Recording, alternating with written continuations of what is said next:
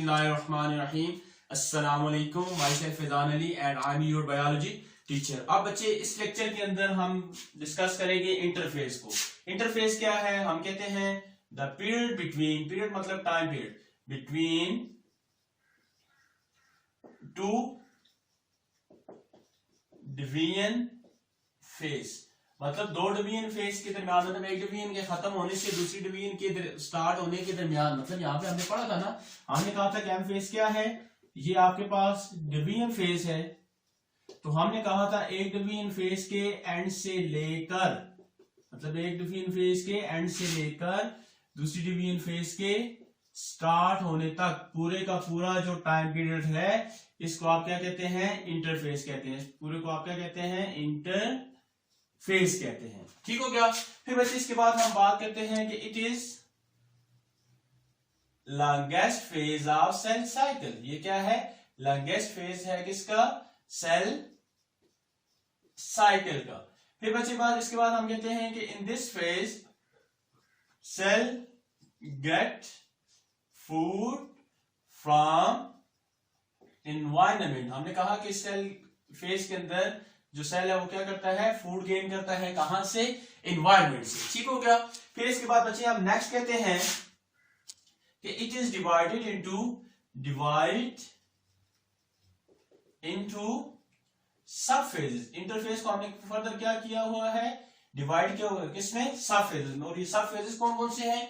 Number 1 हम कहते हैं G1 फेज, नंबर 2 हम कहते हैं S फेज, नंबर 3 हम कहते हैं G2 फेज। ठीक है, ये क्या है? 3 सब फेजेस हैं। किसके? इंटरफेस के। अब बच्चे हम कहते हैं कि इनको हम वन बाय वन डिस्कस करते हैं। सबसे पहले हम बात करते हैं G1 फेज की। G1 फेज में हम कहते हैं G stand for gap. G का मतलब क्या होता है? गैप। फिर बच्चे इसके बाद हम कहते हैं कि in this phase cell undergo many internal. इस फेज के अंदर क्या होता है? बहुत सारी जो इंटरनल केमिकल चेंजेस है वो क्या होती हैं? अकर होती हैं। Internal chemical changes are occurred, मतलब इस फेज के अंदर बहुत सारी केमिकल चेंजेस क्या होती हैं? अकर्ड होती हैं। दूसरी चीज फिर आप कहते हैं कि साइज ऑफ सेल इंक्रीजेस। जो सेल का साइज है वो भी क्या हो जाता है? ज्यादा हो जाता है। मतलब सेल की ग्रोथ क्या हो जाती है? ज्यादा हो जाती है। फिर बच्चे इसके बाद आप नेक्स्ट कहते हैं इसके अंदर G1 फेज के अंदर के ड्यूरेशन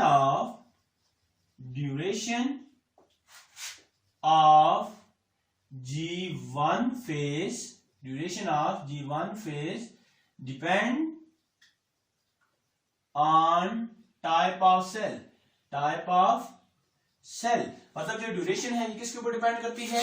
उस सेल के टाइप के ऊपर, वो किस चीज का सेल है। कुछ चीज जो हमारे स्किन सेल है, ये लिवर सेल है, या ब्लड सेल है। आप देखें, आपने सुना होगा कि हमारा जो एक सिंगल आरबीसी उसकी लाइफ साइकिल कितना है?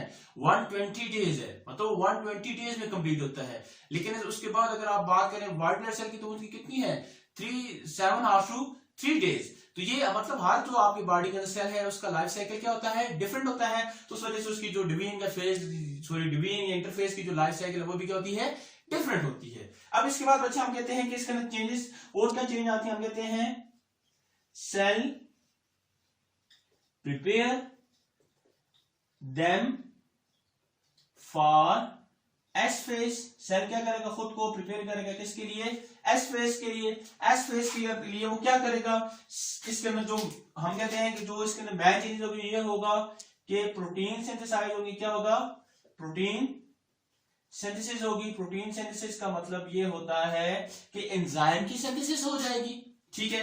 फिर इसके अलावा बच्चे आप कहते हैं कि सेल जो है उसकी जो उसके अंदर अगर आप बात कर देते हैं, सेल के अंदर बहुत सारी जो है ऑर्गेनेलीज वो भी हो जाते हैं, डबल हो जाते हैं।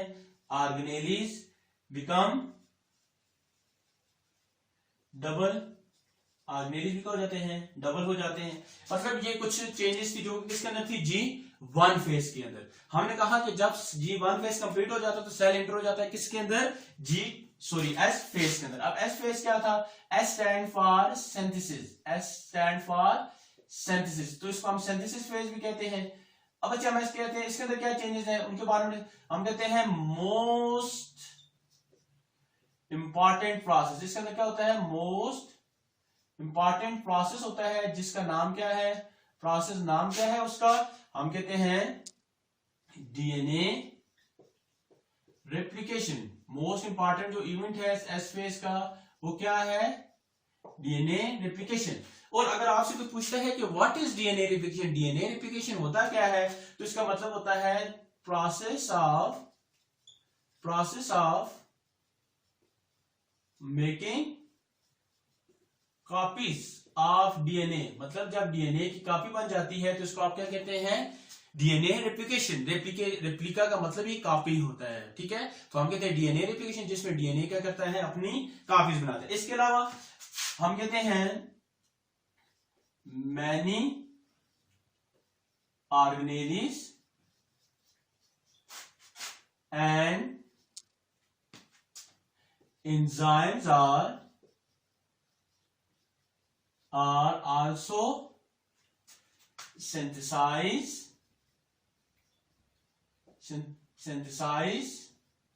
in this phase। मतलब बहुत सारे जो एंजाइम्स है वो भी क्या होते हैं इस फेज के अंदर, या ऑर्गेनेलिस वो भी इस फेज के अंदर सिंथेसाइज होती हैं। फिर हम कहते हैं कि देन क्या होगा, cell ready for inter into G2 phase. मतलब सेल क्या हो जाता है, रेडी हो जाता है किसके अंदर एंटर होने के लिए, G2 फेज के अंदर होने। अगर बच्चे ये हम क्लास वाइज की बात करें ना, अगर आप यही हायर क्लास में जाएंगे तो ये एस पे बहुत मतलब डीएनए रेप्लिकेशन एक पूरा प्रोसेस होता है, जिसके अंदर डीएनए टूटता है, उसकी ब्रेकडाउन होती है, फिर उसके बाद उसकी रेप्लिकेशन होती है, टेम्पलेट स्ट्रैंड बनता है, आरएनए बनता है, ये बहुत सारा लंबा प्रोसेस है। लेकिन यहाँ पे हम जस्ट सेल साइकिल के बारे से बात करें ना, तो जस्ट हम इनको जो मेन चेंजेस है उनको हम डिस्कस करेंगे। फिर इसके बाद बच्चे हम कहते हैं G2 फेज की बात करते हैं। G का मतलब अगर निपट लिया गैप, तो हम कहते हैं it is short phase of cell cycle. ये क्या है, short phase of interphase, sorry interphase. फिर बच्चे दूसरे इसके अंदर आप कहते हैं कि cell prepare them for division. मतलब सेल क्या करेगा, खुद को तैयार करेगा डिवीजन के लिए। फिर इसके अलावा हम कहते हैं बच्चे certain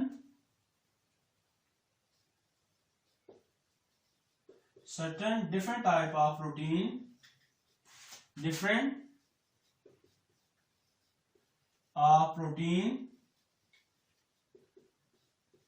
are synthesized in this phase। बहुत सारी जो प्रोटीन है जो कि मतलब डिवीजन फेज के अंदर चाहिए थे वो भी क्या होती हैं, इस फेज के अंदर बन जाती हैं। और लास्ट में अगर हम ड्यूरेशन की बात करें तो हम कहते हैं duration of G2 and S phase variable. Duration क्या होती है, G2 और S फेज की क्या होती है, वेरिएबल होती है। ड्यूरेशन क्या होती है, G2 और S फेज की क्या होती है, वेरिएबल होती है, बट short than